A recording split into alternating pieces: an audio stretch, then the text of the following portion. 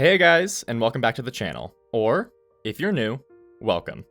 As I'm sure all of you know, Chapter 5 of Wintermute launched a couple weeks ago. My entire playthrough is up on my channel in the live streams if you want to check that out. I'm just gonna cut to the chase because I'm sitting here a couple hours after finishing Wintermute, and I have words that I want to say. A lot of them. And I just feel like I have to get them off my chest because there's a lot about Chapter 5 that I really liked, and a lot that I didn't. So today, I'm gonna share my thoughts and opinions on Chapter 5 of Wintermute, what I liked, didn't like, and what I feel like they probably should have done differently, what I was expecting, the whole kit and caboodle, all that stuff. I do want to add that this video is not gonna be recapping the entire story of the chapter. I originally was going to do that, it just would have taken forever, just trust me on that. Instead of doing a full recap, we're going to be touching on specific moments that I felt like I wanted to talk about. So without any further ado, let's just get right in.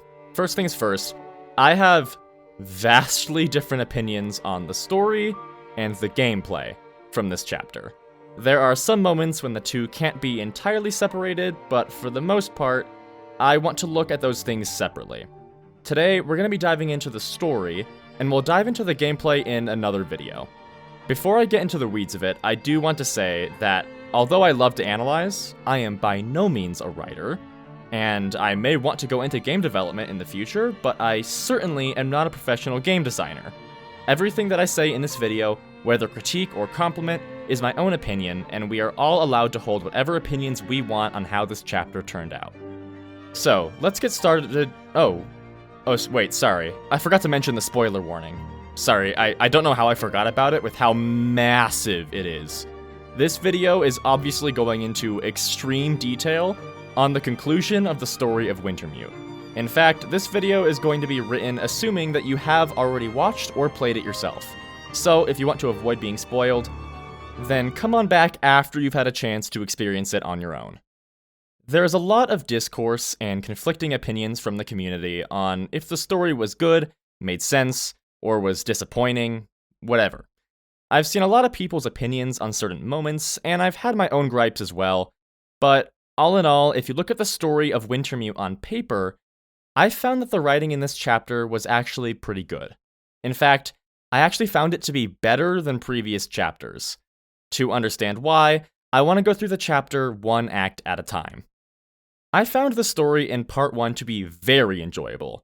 There was a high amount of exposition at the beginning, but that was to be expected. Throughout the act, a lot of the story was told through exploration and uncovering messages that hinted towards the bigger truth. A morbid curiosity not only drives Astrid, but you, the player, to keep searching for more pieces of the puzzle, until Astrid is able to piece together the significance of the Aurora. One of my favorite details from this chapter that I really wanted to highlight is the reveal that the person that Astrid had come all this way for was a child. I'm gonna be honest, I feel like throughout the story, we didn't really get a whole lot of Astrid's character. She felt pretty one-note for the most part, and it just felt like we didn't really get much from her about her motivations, her feelings, or her drive for doing any of this, beyond just, I'm a doctor and have to save people. But the reveal that the person she had come here to save was a child makes a lot of her actions make a lot more sense. We start chapter 1 of Wintermute with an Astrid who still hasn't been able to cope with the death of her son. Her whole life fell apart in the aftermath of Jack's death. Then, only a couple years later, her friend tells her that her daughter, who appears to be a similar age to Jack when he passed, is sick.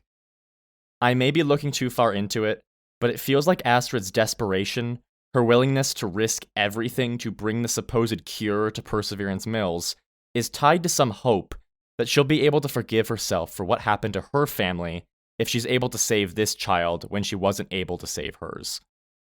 Of course, that could all be speculation, but I don't think it's that far-fetched.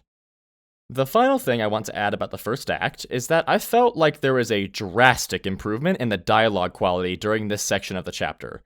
I feel like we all know that Wintermute's dialogue can feel very robotic, but the characters here felt much more alive and filled with personality. Special callouts to Terry and Cooper in particular. I loved both of their personalities. But with all that said, Let's move on to part 2. Okay, guys, you might want to buckle in for this one, because I think that the story from Act 2 was good. You need to leave! I know, just hear me out. I'm talking about the story here. Trust me, guys, I have plenty to say about Act 2 once we get into the gameplay. But if you were to just write down the events and story progression on a piece of paper, sit back and look at it, I feel like this act was good. Having the convicts chase Mackenzie and Jace, that makes sense. A struggle where the convicts catch up, there's a close call, then our dynamic duo is forced into an uncomfortable situation, pushing through said uncomfortable situation to reach the safety of their destination, except that place isn't as safe as they hoped. Atwood's suspicion, Will's desire to help, activating the geothermal substations, blah blah blah blah blah. We don't need to go over everything. I loved learning about Jeremiah and Atwood's connection, learning about Wintermute's doomed expedition, and the first instances of the insanity that the Aurora caused. I especially loved the real tie-in of the Carrington event. I've actually been taking astronomy classes in college the last year, and I remember learning about coronal mass ejections in that class, and my brain immediately went to the long dark. Since then, I've had a theory that some sort of sun activity change would be the cause of what's happening in the long dark. I don't know, I love space, and I love seeing that tie-in of a real thing that actually happened in real life to help inspire parts of the story. I liked it a lot. Point is, I found the story of this act to be very enjoyable and rewarding. And guys, words cannot express how amazing Mackenzie's dream sequence was. It was so beautiful. Very well done, Hinterland. Can you guys make these cards? I want this card set so bad. Please. Anyways. Act 3. This is another situation where I will have a lot more to say in regards to gameplay. But story-wise, not a whole lot really happened. And what did happen, I wasn't a huge fan of. Okay, let's just start with Donner being alive. I'm sorry, how? In Chapter 4, the primary thing that drives Mathis is the fact that the solitary confinement block is still locked despite the power being off. When he sends Mackenzie out to go check on the power plant to the prison, he says specifically, "Get me some power so I can open the gates to solitary." To me, that definitely means that it isn't just the door to Donner's cell that's locked, but the entire section of the prison. This also means that they can't get food or water to Donner. So that essentially means that the moment the first flare happens, a timer is started for Donner. No heating means that the pipes are going to freeze, so he's going to have no access to water, and no one can get him food. Humans can only live up to a week without water, and that's only under the best possible conditions. The actual average is more like 3 to 4 days. I think it's pretty fair to assume that it took longer than that to get from the start of Episode 1 to the end of Episode 4, which is when they supposedly got Donner out of solitary. I have no issue with what Donner did in the story here, but I really needed some explanation as to why he's alive, because everything seemed to be pointing to him being dead. But whatever, he's alive now, so Astrid goes to get medical supplies, comes back, and then Donner dies. Wait, what?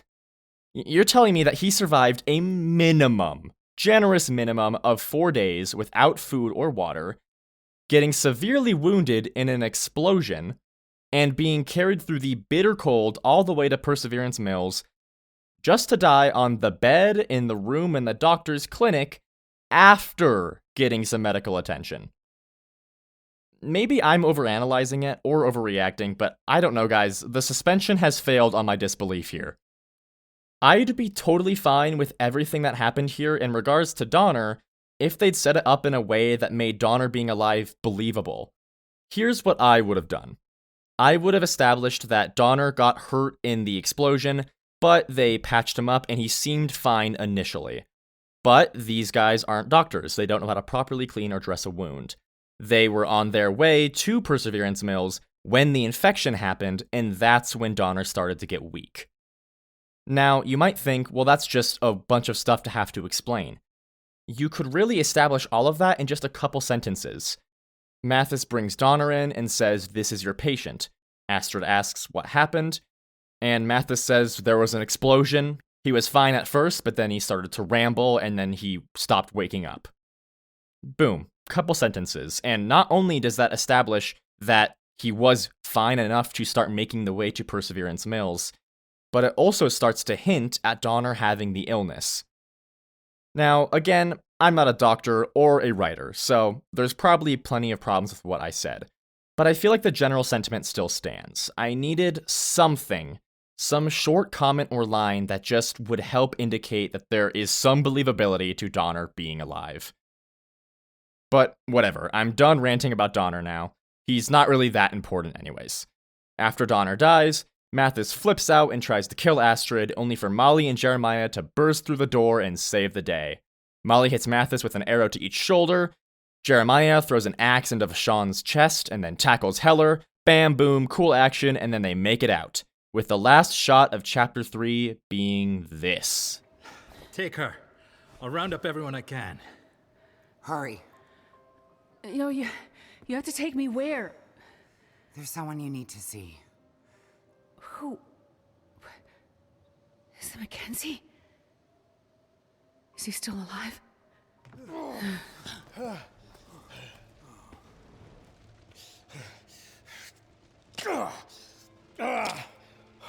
Come on, you scab. Shake it off, we have work to do. But what about Vashon? Nothing we can do for him.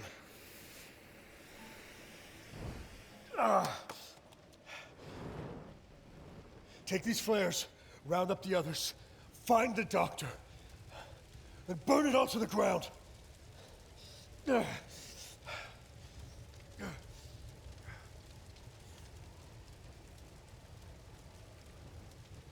She's here.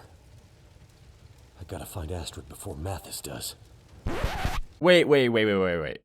What? Mackenzie wasn't with Molly and Jeremiah? Huh? Then why did they say there's someone you need to see? Neither they or Astrid had any knowledge of where the heck he was. At first I thought maybe Molly and Jeremiah got to the radio telescope and Atwood and Jace told them there, but that also wouldn't make any sense because that means that they had to get there after Mackenzie left and then somehow pass him on the way to Perseverance Mills without either party noticing each other.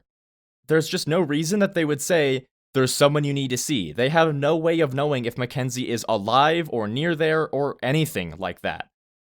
And there's a really easy fix, a way to get both Molly and Jeremiah to Perseverance Mills that doesn't have this mysterious, "Oh, you need to go see Mackenzie."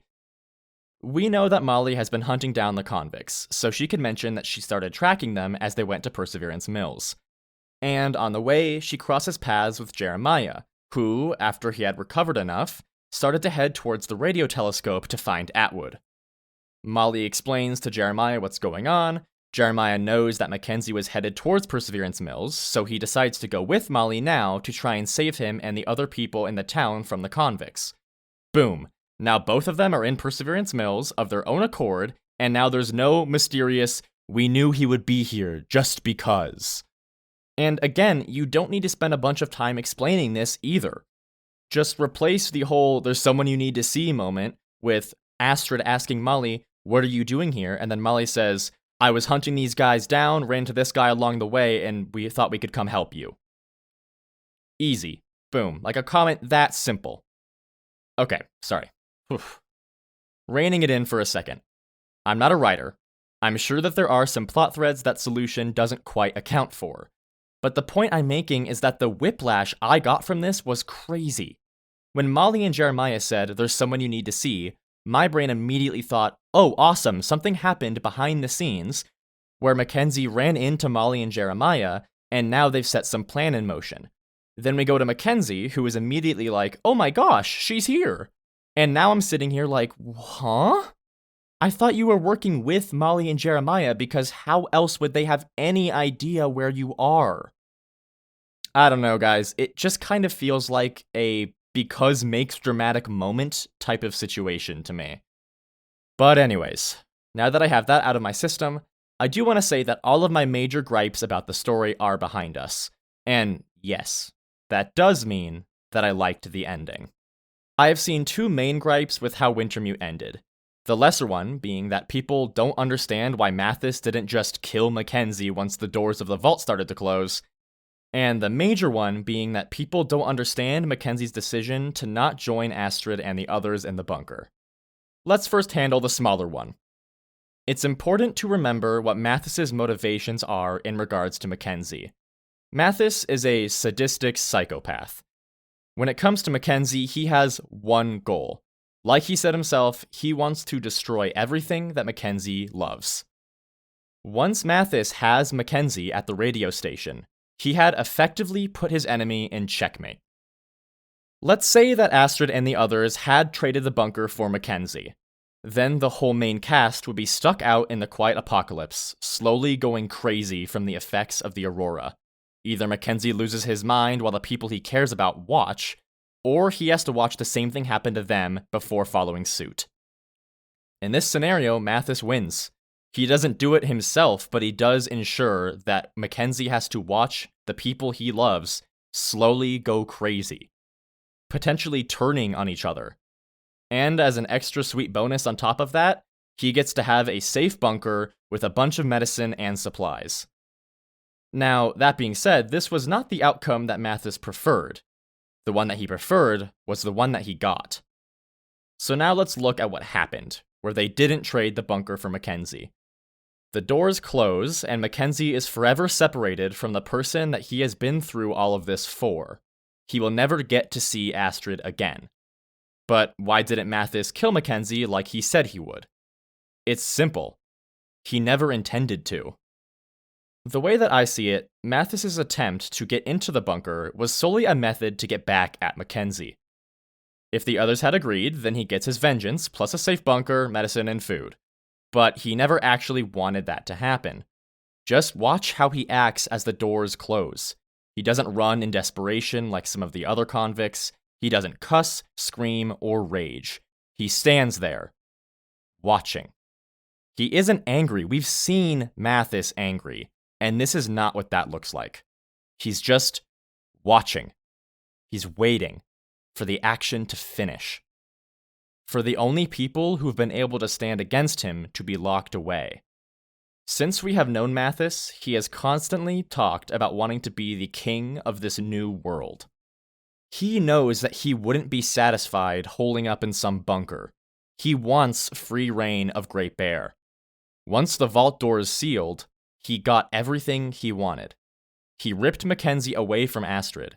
He has complete freedom to do whatever he wants on the island, and he now has Mackenzie, the Boy Scout, who has proved to be extremely capable in survival scenarios at his mercy. Which is why, after the doors are locked, he laughs. He wins. And with complete confidence, he says, Well, after all that, looks like our fates are bound together, you and me. You better stand up, pilot. There's a whole world out there just waiting for me. Time I took my rightful place in it. And you are going to help me. Now, the bigger question.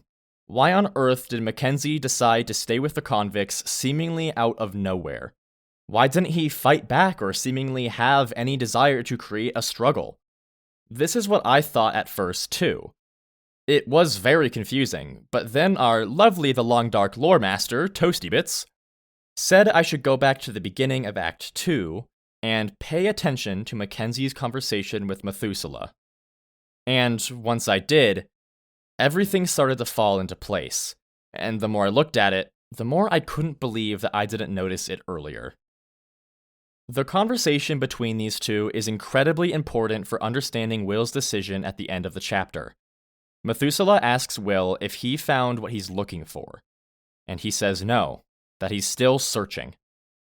Will says that he is still searching for Astrid, that he needs to get the case to her because he knows that she wouldn't have done all of this if it wasn't important.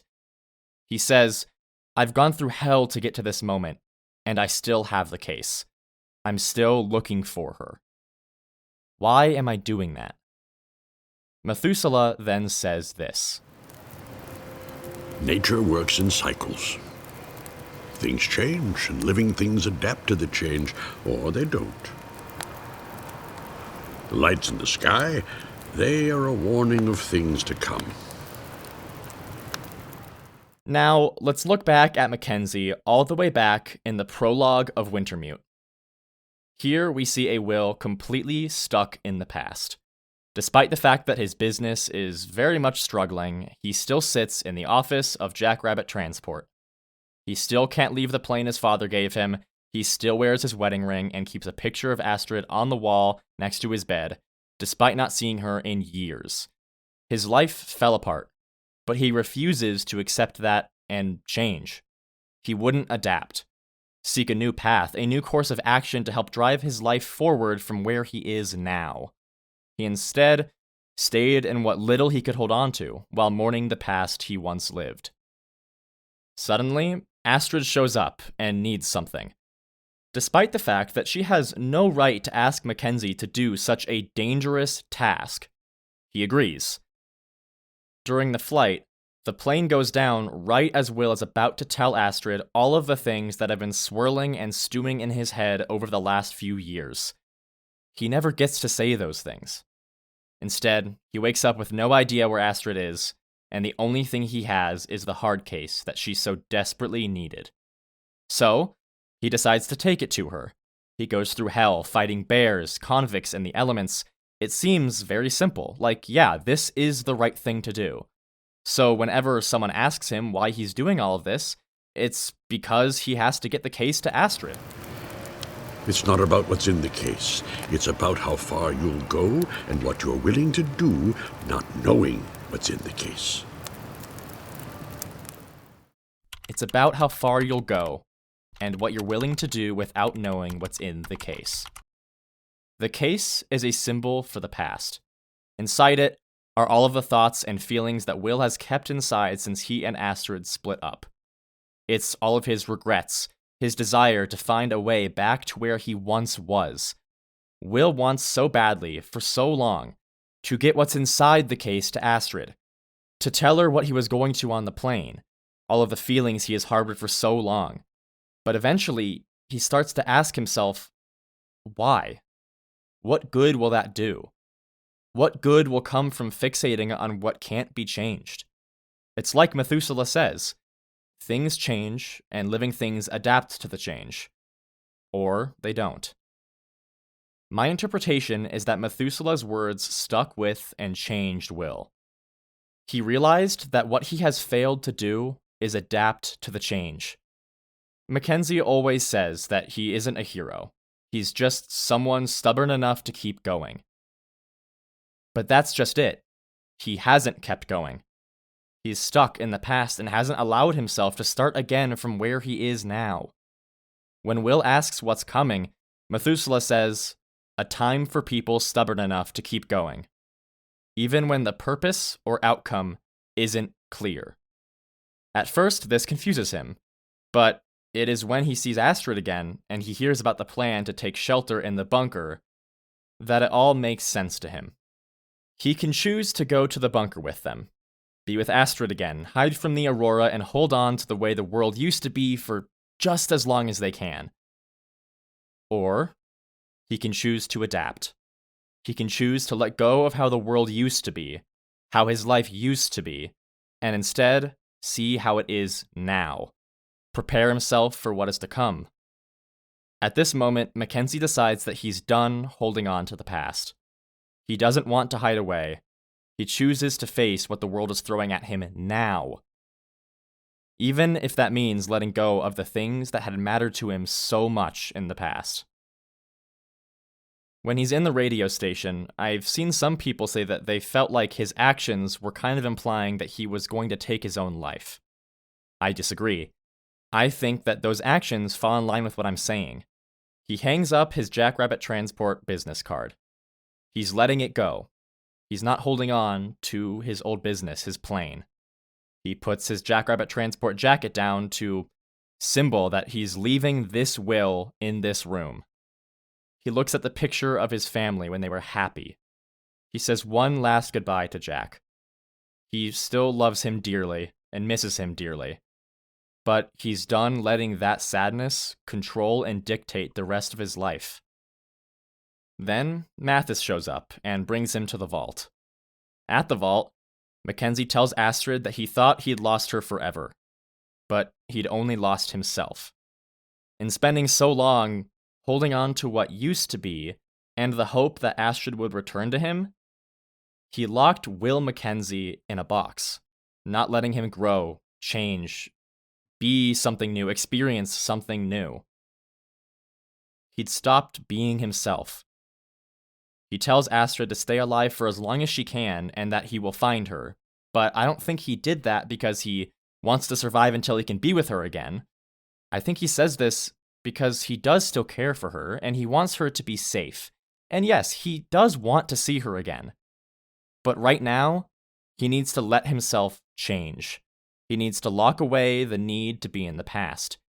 If the two of them are ever to be together again, it will need to be later, when Will has found out who he is without Astrid. Which is why, even as Astrid tells him everything that he has always wanted to hear, how she never stopped loving him, how she would do anything to have things back the way they were, it doesn't sway him. He lets her go with a final goodbye. I will love you forever, Astrid, and I will never forget you. A moment so difficult yet relieving that he falls to the ground for just a moment. But when Mathis tells him it's time to get to work, he doesn't hesitate. He's not in tears. He's ready to start anew. He's ready to change. Will didn't choose to go with the convicts. Will chose to go with himself. Or at least that's my interpretation of it. There will definitely be some things that I missed, and there are certainly other ways of interpreting the way that Wintermute ended. But I personally found that the ending was very good. Now, there is definitely some heavy lifting happening on the interpretation side, because if I'm being honest, we really don't get a whole lot directly from the characters to help convey much of this. But I did still feel like it was there, and I feel happy with where I fell in my understanding of it all. Let me know down in the comments how you all felt about the story in this final episode of Wintermute. Thank you all so much for watching all the way to the end of the video. If you liked the video, then like the video. It helps out the channel a lot. If you want to see more from me, like my thoughts on the gameplay of this episode, which will be far less positive, then grab the nearest fish and slap that subscribe button.